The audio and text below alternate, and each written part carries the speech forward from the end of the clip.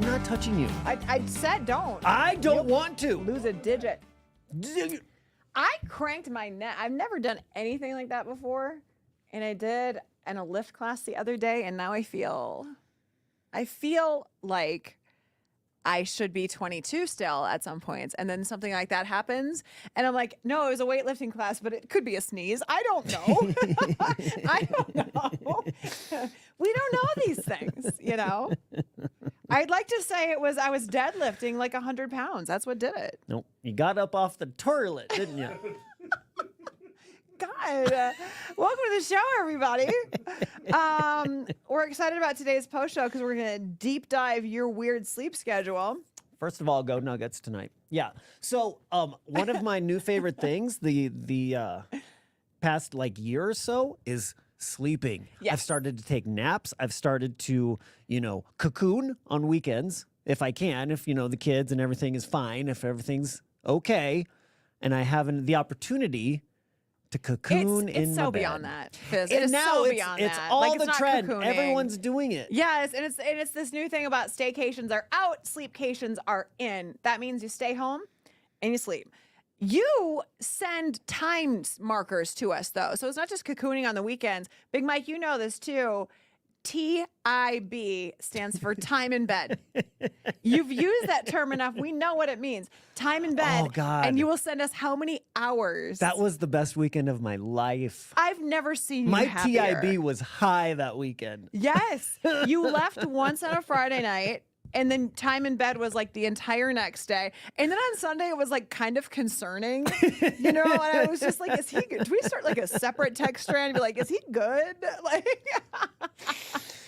I've just reached a point in my life where there's nothing better than spending time in my bed. Name one thing that's better than that. If you it are is by hard. yourself and you're just like watching TV, reading a book, whatever you're doing, and you love your bed so much, you're not going to beat it. What beats you're right. I mean, you are right. It's hard to find something. First of all, time alone is. Big Mike's making hand gestures.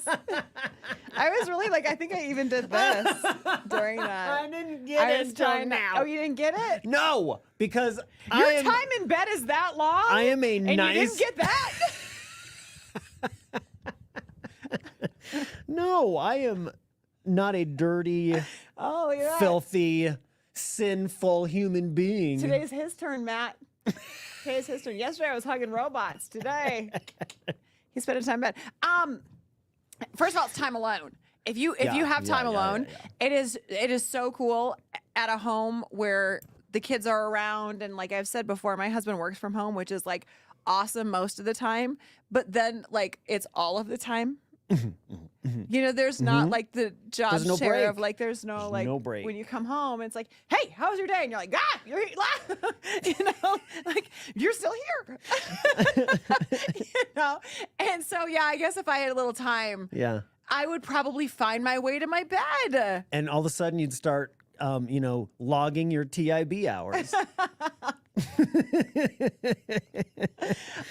This weekend would be a great weekend to just stay in bed because of the weather. And Ameritown was yesterday. Oh, you volunteered at a Ameritown. school. Did you put pants on, by the way? I did. I went home yesterday and I Okay. showered and I put on a button down. I looked very professional. Oh, nice. I didn't act that way, but I looked that way. Okay, and you interviewed kids for their Ameritown, which is so Kids Build a Community. It was just and a it's- room full of parents and tables and applications and resumes. And I think I interviewed maybe 6 or 7 kids total. Okay. All girls. I don't know why. I just kept, grabbing. The first girl I interviewed couldn't stop kicking me. So we're sitting at the table and she's just nervous. Like she's just kicking me. So my shin, she kept kicking my shin. And I kept Cute. scooting back. And at one point she's like, I'm so sorry I keep kicking you. I'm like, you're nervous. It's fine. Stop kicking me. Like, Stop. you're not getting the job now. Hey, that's really cute. It was cute. She was nice. We had a list of questions, and every other parent was taking this list and making notes and writing their name down and their answers and all this and like turning it in. I didn't do any of that. I didn't know it till the end. And I went up to the teacher. I'm like, I didn't write down anything. But here's who should get the job. And she said, you know what? The directions weren't clear. That's okay. And I'm like, yeah, nobody said to do that. But every other parent did that and you didn't. I think the directions were pretty clear. I think she's just sort of like, oh, he's the radio guy. Yep, that's the one. I wasn't going to write down notes. Oh my God. You're volunteering and now they're giving you homework? No, I'd say the same thing. Right. You're lucky I'm here. I'm sorry, you want me to grade their... Hold on. I thought I was speaking about the magic of radio to these kids. No one wanted to hear about radio. Everybody wanted to be a doctor. And I'm like, are you sure you don't want to be in radio? No. No. Did you sort of do that thing when you walked into the classroom and they're like, and this is Jed's dad. And you're hoping you're like, ready for someone to say they listen to the show and then no one does. And you're like, damn it. It was, fine. yes. Fine, kids. I've fine. done that before. Yesterday wasn't like that. We were just a bunch of parents in a room and you grabbed an application, you walked into a room and said, may I speak to Mary, please? And then Mary would get up and start kicking my shins. And so it wasn't ever a really, this is Jed's dad. When I introduced myself to the child on a one-on-one, I said, hey, I'm Jed's dad. Oh, I like Jed. We played today at recess. I'm like, that's not going to help you here. Back to me. I know. You know what sucks sometimes too is I catch myself doing this is so vulnerable. We're so into our own selves. I catch myself so far just too. you. No, you said just now. Your son. God, you forgot your own conversation 5 seconds ago. Sometimes my kids will come home and be like, oh, Mom, I was talking to this girl at work and I was talking about you. And then you're like, this. And they'll be like, and then I was telling her how you make really good tacos. And you're like, damn it. She's not a fan of the show. You're like, well, that's nice. Tell her hi. Give her a stupid recipe. Whatever. This one kid, my question to her was, give me 3 words that best describe you. Or really, give me 3 words. And one of her words was flexible. I said, oh, it's a nice word. Flexible. It's good to be flexible. Explain to me how you're flexible. She's like, well, so say you told me we were going to Disneyland, but then we went to another amusement park. That's how I'm flexible. That would be fine. Like, she's amazing. Okay. Okay, so I know you said you were going to buy me a 2-carat diamond, but if you want to split that up so it's 2 1-carat diamonds on it, I'm very flexible. Very flexible. I also, one of my go-to questions, which was not on the list, was, do you have any pets? And that led to, are you responsible with taking care of your pets?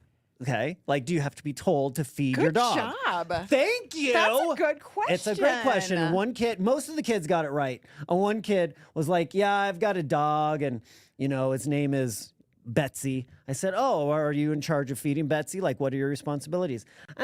Not really. I mean, sometimes I'll feed him. Well, do your parents have to remind you or do you just do it on your own? Yeah, they have to remind me. Yeah. Like, well, you're not going to be a doctor. You could work at the radio station. Hey, we'll take you. We will take you for sure. Oh my God, that's really cute. Yeah, it was super cute. I spent one entire interview just talking about how I met Taylor Swift. Oh, so you did make it about you? Yeah, I did. Okay. This girl was wearing a Taylor Swift shirt. I'm like, if you ever want to meet Taylor Swift, you should work at a radio station. When did you meet Taylor? What's your Taylor Swift? Country Jam. Right when she was starting. Way back in 2008, 2009. Way back. You met young curly-haired Taylor? Yeah, when she went on stage during the day. Oh, my God. Which tells you she was just breaking. That Tim is McGraw, I think, amazing. had just come out. Yeah. Okay, cool. Like, it's so weird. I've So never met long Taylor ago. Swift. Long ago. Yeah, I mean, was she kind of like, I wasn't even born yet when you told her that story? Like the girl? She doesn't know that song. That song came out like 15 years ago. Well, I just said, do you like Taylor Swift? Yeah. I'm like, well, I met her once. I don't know if you can still use that story now for like current Taylor though. No. Yeah. Like if she would have challenged you on that, I'm team her. It's a garbage story. Even here, you didn't sell it. Okay. I'm so tired right now. I was asking sorry. what's your, as I'm trying to talk them into working at a radio station. I'm like, well, do you like music? And they would say, yeah. I'm like, okay, well, who's your favorite artist? And they were naming people I've never heard of. Nobody named country artists. Really? There was never a Morgan Wallen. We're the biggest format in America right now. I'm Some surprised. girl said Aurora. Aurora? I said, well, is that where you live? No. I like the artist Aurora. I was like, well, what are they saying? Yeah, they're the worst. Don't ever volunteer again. Don't. It's not good for your psyche. It just messes everything up. When you have kids someday, Matt, just go in being like, I'm never volunteering for anything. Do you know what? Know what? This is my son, and you guys don't know him, but I know him. Well, I know, but you don't. I mean, you don't really know him like I do because he wouldn't really make eye contact with me yesterday. I wasn't allowed to interview my son. Okay, that was a rule. Okay. But he was there. I mean, every time I walked in the class, I would look at him and he'd be like, yes. He didn't want to acknowledge that I was there. Like very embarrassed, oh, my dad's volunteering. But he asked me to do it. And then last night he said, Dad, is there any other ways you can come into my classroom and volunteer? It was so that's nice. Cute. It was so really cute. And that is not that is out of character for him. So I'm maybe his friends after I left were like, "Hey, your dad's super cool." You go with that. This is when we found out that Fizz doesn't know how to read his son's sarcasm. I know.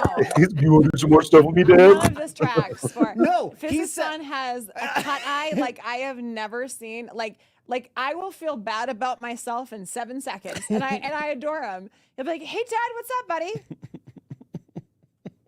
Zach Bryan, how about Zach crying? He told me one time I needed to dress cooler and wear a jean jacket. He's not wrong. He's That's a quote that I believe we still have in the studio. Yeah, but so much so he wanted me to volunteer that I emailed the teacher last night and said, if there are any more opportunities, you let me know. Oh, that's really nice. I'm a good dad. And his friends like me. I feel like you were defending something there that didn't need to be. Talking myself into it. It was a fun day. They deserve that. Yeah, yesterday was fun. Now, what I thought I was signing up for was going to Young Ameritown to help volunteer at the Young Ameritown, not just part of the interview process. Oh, you just did it in class, like in a proper classroom. I wanted to go and, Yeah, we'll see if you make the cut. You're the only one that didn't follow those directions. Okay, you guys, tomorrow's Friday on the show, which is always fun. It's always a fun vibe, especially coming after a Nuggets game again tonight at 8 o'clock. You're going to want a nap today. You text me when you're laying down. I'm going to cocoon. Yeah, cocoon Time today. in bed, 20 minutes, like a normal person. Yeah, go Nuggets. Go Nuggets. See you tomorrow.